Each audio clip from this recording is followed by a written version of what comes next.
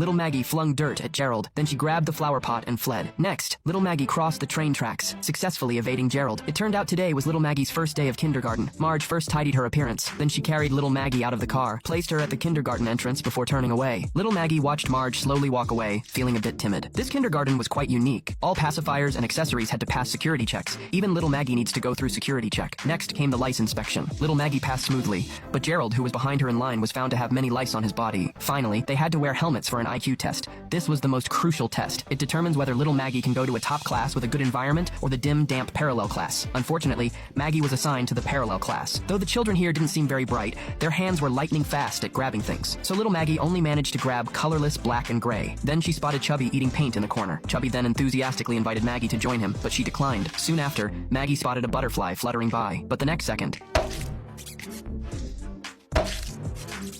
Maggie then discovered a caterpillar on the floor. She carefully picked it up. Suddenly, Gerald appeared, disguising the caterpillar as an eyebrow and successfully fooling Gerald. She quickly hid in an empty classroom, where she found a picture book documenting a caterpillar's metamorphosis into a butterfly. Looking at the cocooned caterpillar, Maggie thought of Gerald. Suddenly, Gerald appeared before her. Maggie swiftly grabbed the flower pot and fled.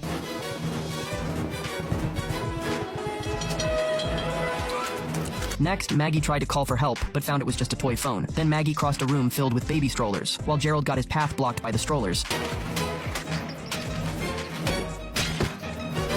Luckily, the butterfly successfully emerged from its cocoon. Then Maggie tossed the butterfly out the window, but tragedy still struck. Gerald slammed the window shut. Little Maggie was heartbroken because she witnessed the entire process of a caterpillar breaking free from its cocoon and transforming into a butterfly. This butterfly held profound meaning for her. Gerald, however, gloated triumphantly. Just then, Marge arrived to pick up little Maggie from school. As Gerald smugly prepared to inspect his prize,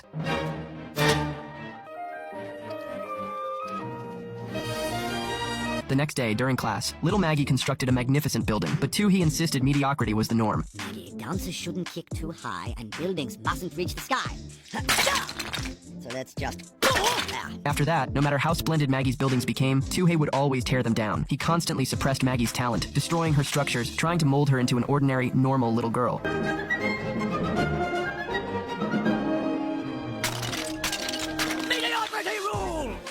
Then warned Maggie not to display her talent at the parent-teacher conference. This made Maggie very unhappy, so when was meeting with parents, Maggie built a skyscraper.